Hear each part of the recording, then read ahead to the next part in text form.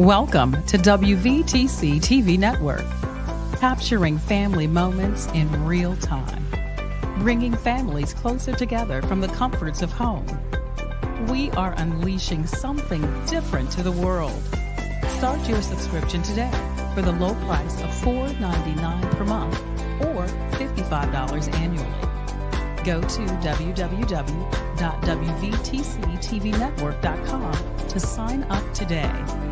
WVTC TV Network is streaming live on 8 different platforms. You can easily download the WVTC TV Network app on the Apple Store, Play Store, Roku, Fire TV, and more. Here at WVTC TV, we have access to movies that everyone can enjoy, including independent films, Sons of a Preacher and a Good Thing, Treasures of Life, the epic drama, The Passion of the Christ, and the box office hit Madagascar Escape to Africa. Remember, go to www.wvtctvnetwork.com and sign up today.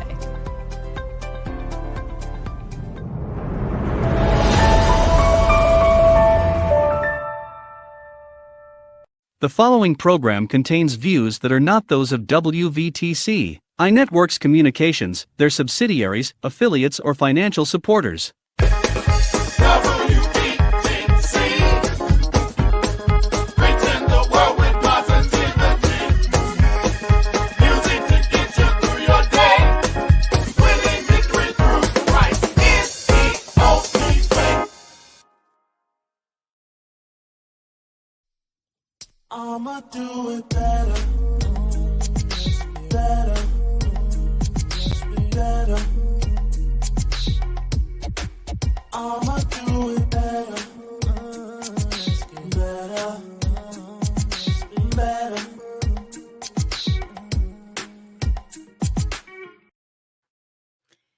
Hi, welcome to Healing Works with Anna. I'm your host, Anastasia Sams. I'm a licensed marriage and family therapist. And we at Healing Works with Anna, we do a deep dive into why therapy is so healing for our community. And I'm Anna's co-host today, Delaney. We're going to be talking about generational trauma today. Do you have anything to say in terms of an intro? Yes. Okay. So today we will be diving into intergenerational trauma, what that looks like in our families, and what the healing process from that looks like as well. Yes. Okay. I have a few questions for you. My first question is, what are generational patterns and how do they form within families? Oh, that's a good question. I would say that generational patterns are ways of being that develop over time, right? So I'll give an example from my family, like a light example, because this wouldn't fall under trauma by any means, Sure. but more so a pattern, which is that my family, we don't like to take medicine. We prefer teas, for healing. And so, but that's something that's a way of being that's been passed down over generations. Yeah. And how do they form within families?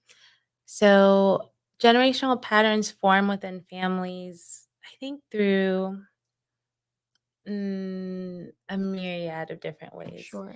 It could be that they form as a result of, those who've gone before us, maybe have found something that they find to be healing that they pass down. Or, and this probably hits on what we're talking about today, they can form as a result of traumatic experiences that, our ancestors have dealt with. And so, out of survival mode, they may have developed ways of being or habits that then continue on throughout generations until, someone breaks it. Absolutely. Yeah. How can someone recognize if they're affected by intergenerational trauma? I think that's a very good question. I think there's so many things when it comes to intergenerational trauma. But I would say, I mean, one of the things I do think of are patterns of self-sabotage, Mhm. and so if you notice that maybe you have a negative way of thinking about yourself or those Mhm. around you, or you have these dreams for yourself, but every time you get close, you know, it's like, Yeah. I'm not ready, and so maybe you do something that kind of, Mhm. in a way, creates a sense of failure, and even within relationships as well. Yeah. Um, so I think that's one way Mhm. that it shows up.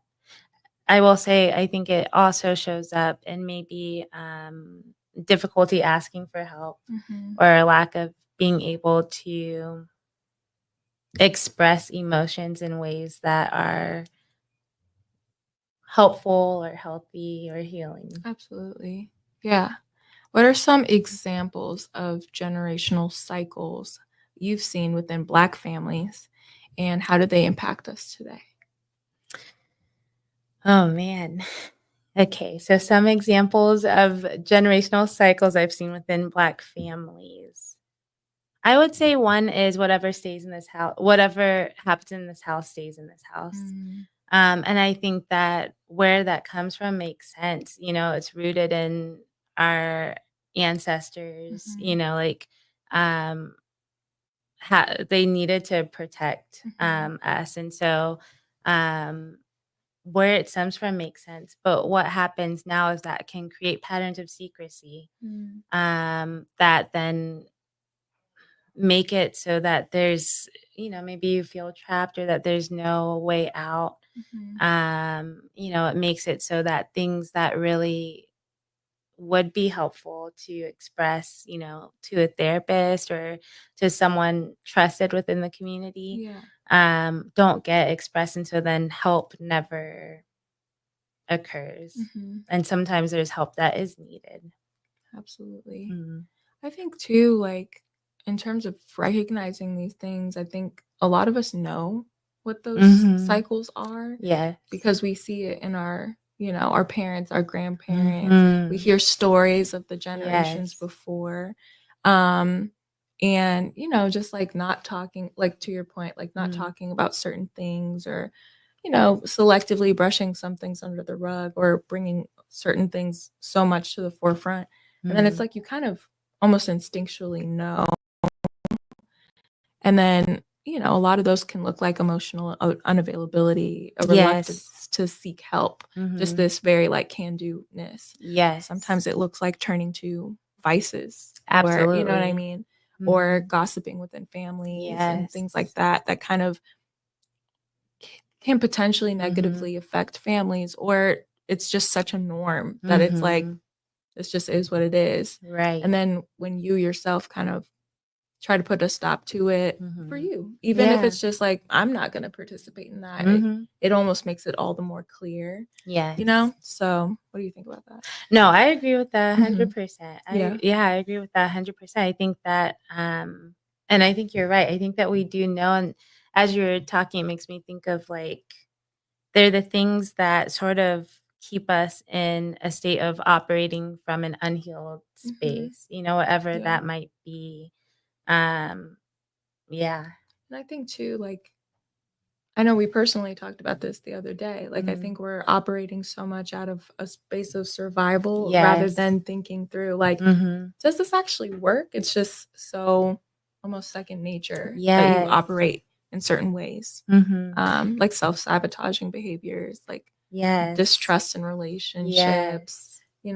I think Mhm. part of how I was able to identify some of these things for myself was asking the questions like, why do we do this? Yeah, Like, just why? absolutely. Like, taking a second to kind of reflect of like, why don't we talk about Mhm. this or that certain family member or this certain thing? Why Right. don't we, you know what I mean? So, Absolutely. Absolutely. Yeah. yeah. Oh, and sorry, I just because as you're saying that made me think of like especially the part that resonates is what you Where mentioned you that we like talked. survival. Yeah. Because I think that what happens is like when you operate out of survival mode, the reason is to survive, Absolutely. not to thrive. Mhm. And so when you're operating out of survival mode and that gets passed down generation to generation, then it's something that once you are no longer in a space of needing to survive, at least not in the same way that your ancestors were, Sure. it now creates a barrier to you being able to thrive. Mhm. Yeah. Yeah, I think the first question is why, and then the Mhm. next question is, does this still work? Right. Because I think, Yeah. especially for Black American families, we Mhm. have lots, Mhm. like to go back to in Yes. terms of like, slavery and the Mhm. trauma that initially worked for our Right. ancestors in that space. And then as time has gone on and certain things have been Mhm. passed on, and then we look at the context of our lives now, it's like, Mhm. does this still work? Is this still Right. helpful and beneficial? Yeah. Yeah. Absolutely. Mhm. Yeah. The next question is, why is it important to why is it important to address these patterns instead of just focusing on our individual issues? Why is it important to address these patterns, like, collectively?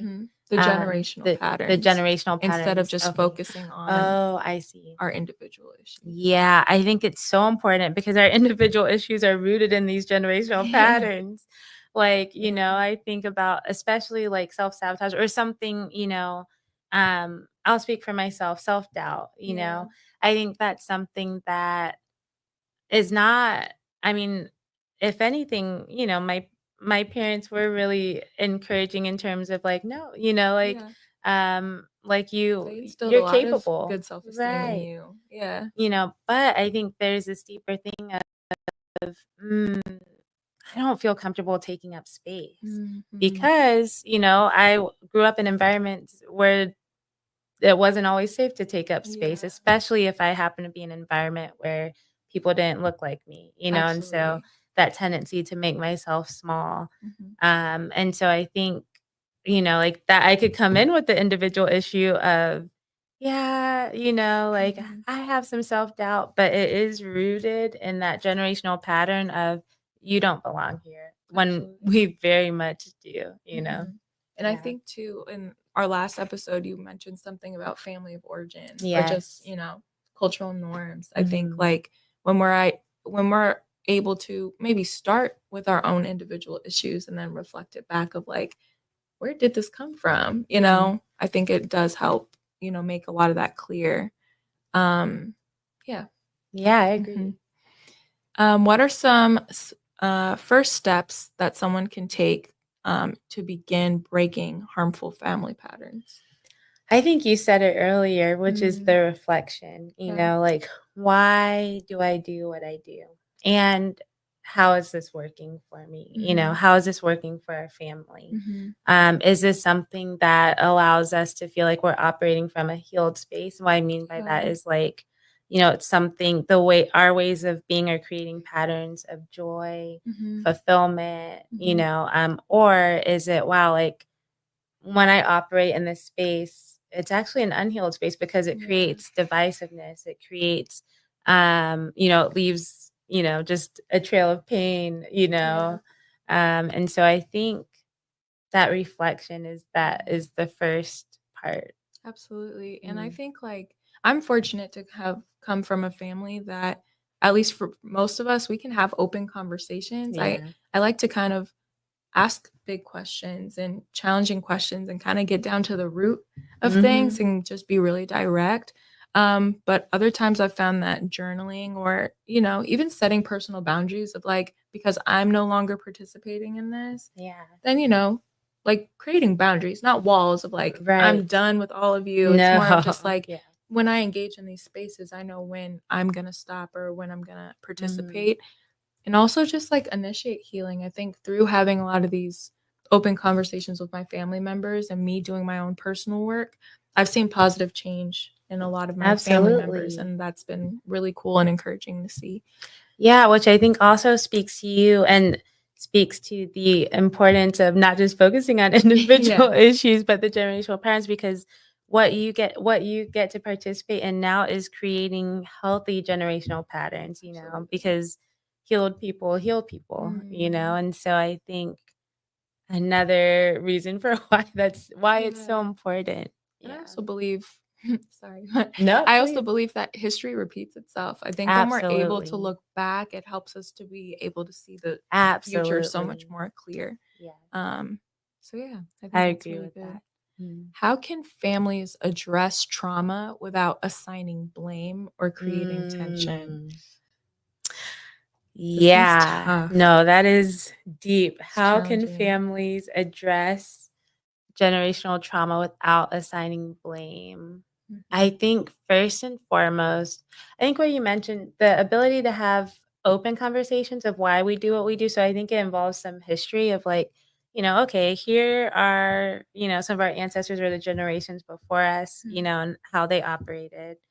Here's honestly the self-reflection of each individual family member, but being able to do it collectively Yeah.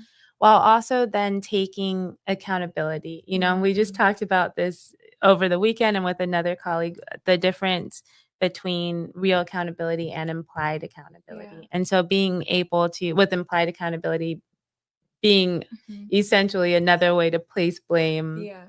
Mhm. like, and so accountability saying, wow, like when I, um, like saw, I'm trying to think of an, um, example for me. Oh, Mm. like my parents both are hardworking and so are, Mhm. like the generations before them. Right. And so I saw that. And so I think for me, I'm like, okay, I'm very ambitious. And Mhm. so I'm going to be a go-getter and go and do all these things, because that's a pattern that I recognize. Right. However, the unhealed space for me has been operating out of that from a disembodied state. So being disconnected from, you know, my spirit really, Sure. for a lot of that and really just go, go, go. And when I'm tired, not resting, just going. Yeah. Like when I need community, not stopping for community, just going. And so I can't blame that on it. I mean,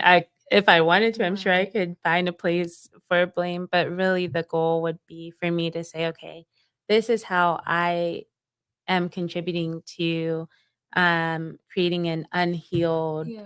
way of coping. And so I think for families to be able to come to the conversation with that self reflection Mhm. and the taking accountability for just their parts and Yeah. then understanding, okay, how do we want to move? Like Yeah. what do we want to be different? And then when you look at that, okay, how can we each contribute to that difference going forward? Absolutely. And I think to further that, like, leading with compassion Absolutely. and grace. I Yeah. think, like, a lot of times we do a lot of stuff and we don't know why. Mhm. I think a lot of the generations before us kind of operated the way they operated because it Mhm. served them for a time. And so I think, Absolutely. like, to not place blame, but kind of just addressing things in a way that's Yeah. like compassionate, with Mhm. grace, and just with a sense of like, I'm purely just trying to figure this out. Cause Yeah. I like, I'm noticing things in myself. Like, um, I think there's been times where I'm like, like I'll ask questions even to my grandmothers of like, where did this come from? Like, I Mhm. like, cause I also saw, all of my family members be incredibly hardworking, and then Mhm. asking the questions, when did you find time to rest? Like, Yeah. like I feel like we've kind of gotten away from the art of asking questions just Absolutely. in general And listening. and listening, not Mhm. just listening, but reflective, like Mhm. being reflective in how Yeah. we listen, and, just offering Mhm. a safe place for people to kind of tell their story without Mhm. judging them or creating a sense of guilt, and Absolutely. treating even the defensiveness that may come with Mhm. gentleness, Yes. Yeah. Yes. It makes me think of like yeah, like you said, leading with empathy and compassion and then listening to, and I tell this to especially my couples when I'm working with, but Mhm, listening to understand and not to respond. And this mhm, is really a case where you're listening to understand because then it's like, oh, I understand why you move the way that you do. mhm. Okay. And so then um And exercising discernment. I feel discernment. like when you Yeah. see that person kind of shifting and like they're Mhm. uncomfortable, like, just being like, Mhm. you really don't have to answer. Maybe we can Right. circle back to it, maybe think about it, and like we can Mhm. continue to have these conversations, without, Yeah. Especially understanding too that all of the generational differences and experiences are huge. Yeah, absolutely. Like the things that I experience are so different from, my parents, which is so different from their parents. And so there are certain um traumatic experiences that they've had, especially just from the result of being Black American folks Mhm. that I didn't, even the other day I was talking and we were sitting in a space where um mm, 40 years ago, the elders that I was speaking with weren't allowed into that space because of the Mhm. color of their skin. Right. I didn't have that experience, so I'm going to this restaurant like, Mhm.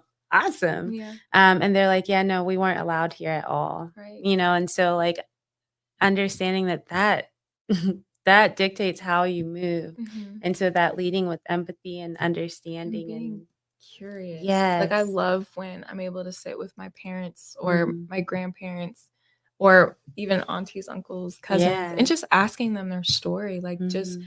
without even like having an agenda. I think Yeah, sometimes just absolutely. purely like listening to the experiences that they Mhm. had, it kind of fills in some of those blanks. I think Mhm. a lot of times, like, if we go in with an agenda, it can almost kind of feel like I want some answers, but like, Yeah. just coming in, like, just tell me about this experience for you, or like you mentioned Mhm. this, like tell me about that. And Yeah. then, you know, being good listeners. Absolutely. I agree with that. Mhm. What tools can we use to protect the next generation from inheriting trauma? Hmm. Heavy.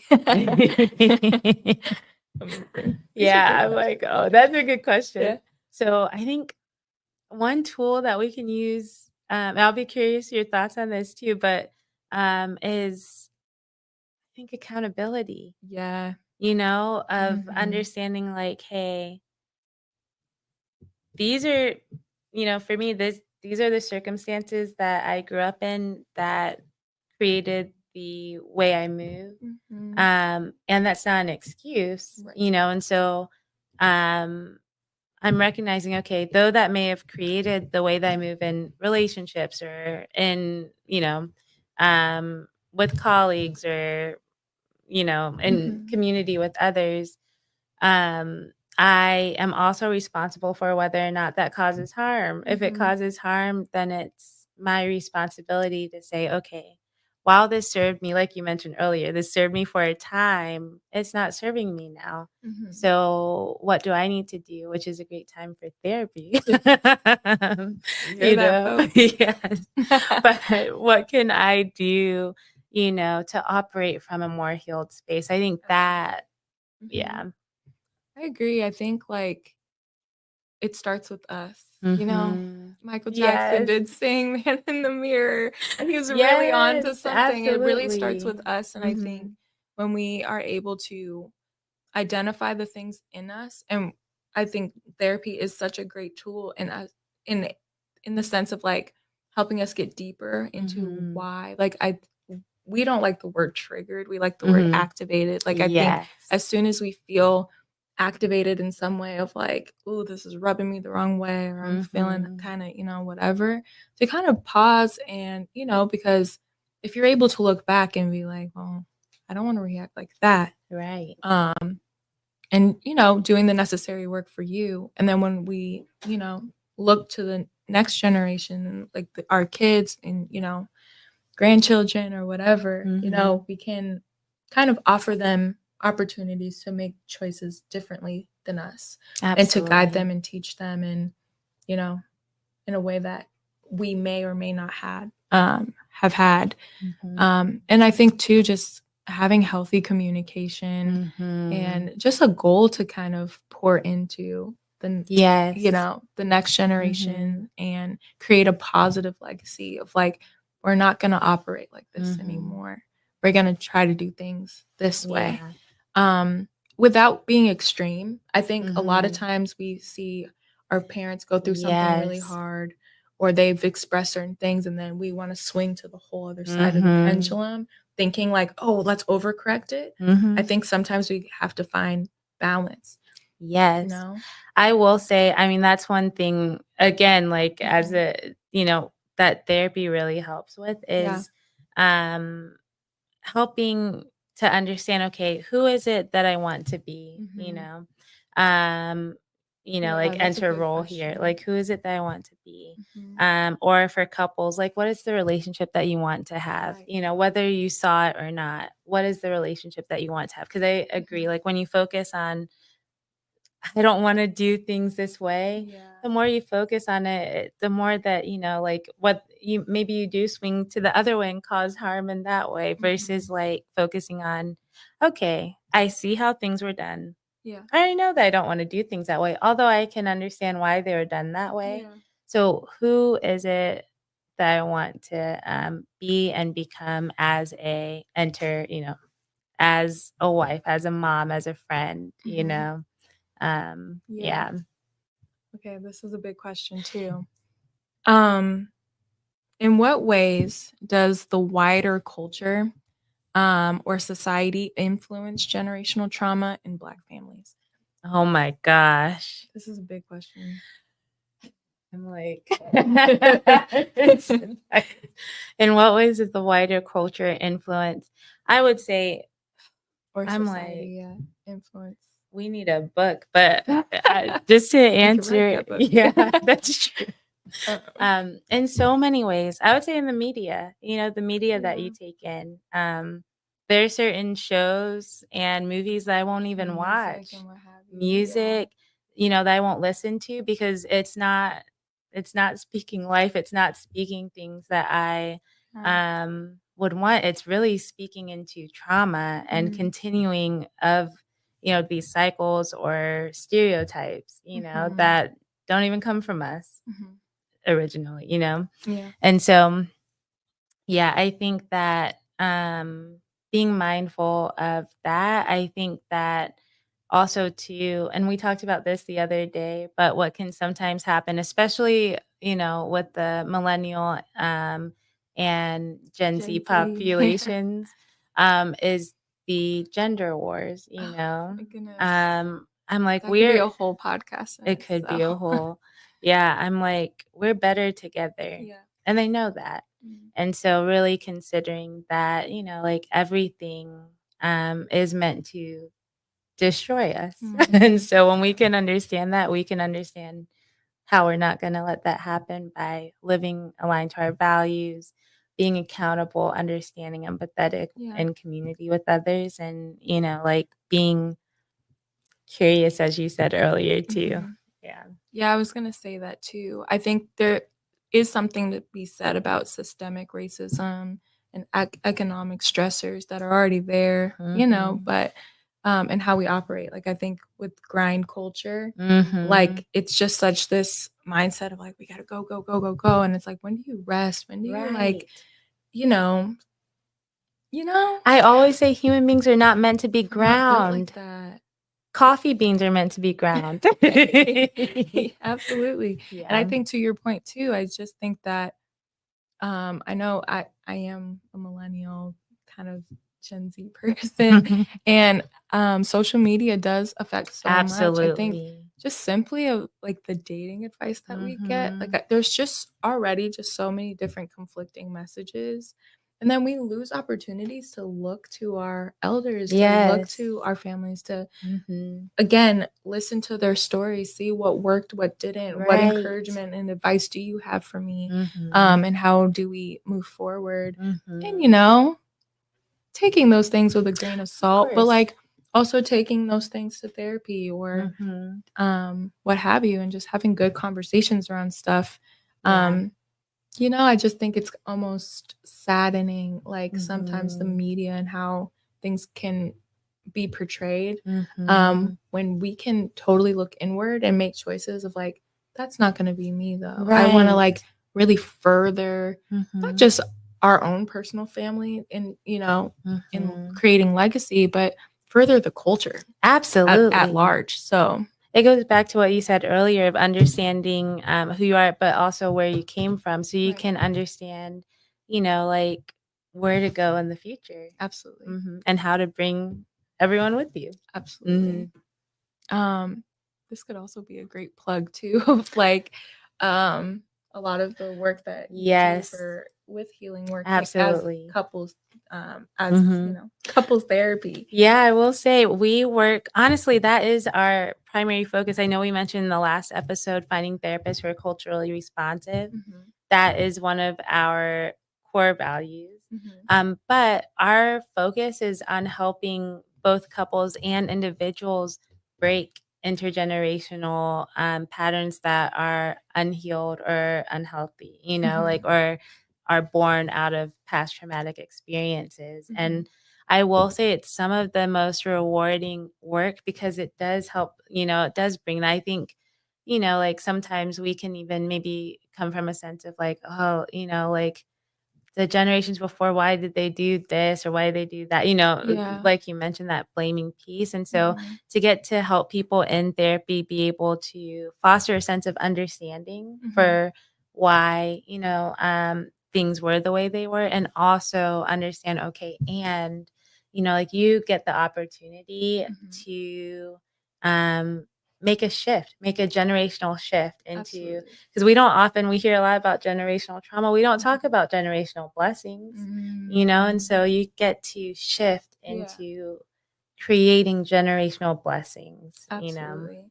And I think too, like therapy offers tools to kind of be able to like improve our relationships, helps us with emotional regulation, having a newfound sense of self-worth. Like Yeah, it gives us all those tools to do that, not just to absolutely. identify, but then, you know, to Yeah, actively break those cycles. absolutely. So, Absolutely. Yeah. absolutely. Do you have anything to say to close out? Mm, I don't know. It's such I'm like, we could talk about this we all could day. really talk about this all day. Like, there's so much to be said on this Mhm. topic. Maybe this is like a two-parter. It could be. It could Um, be. Yeah. Mhm.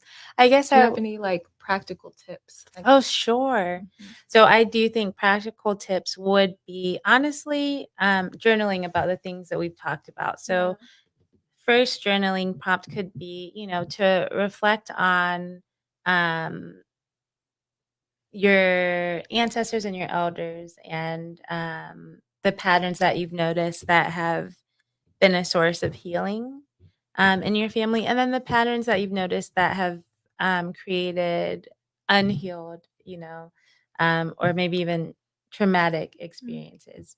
So first reflecting on that, and then I would say the second piece would be reflecting on who do you want to be, as a enter, the roles that fit you best here. And so really taking time to dream about who is it that you want to be. Yeah. And then last but not least, I'm like, email us. You can email us at info@healingworks.co. Yes, we'd love to hear from you. Yes, we love to hear from you, and we can give you, we have a values worksheet that I know you've done, Great resource. yeah, and so that can really just help you even understand what are what are your core values, and are you aligning yourself to those currently or not? I think those are great starting points, and then of course give us a call, Absolutely. visit our website and schedule with one of our therapists, because like I said, like our whole practice is built around providing culturally responsive therapy, and helping folks break intergenerational patterns that no longer serve them and create new ones that do. So, Absolutely. Well, thank yeah. you. Thank you for Yeah, your thank time. you. Mhm. Yeah.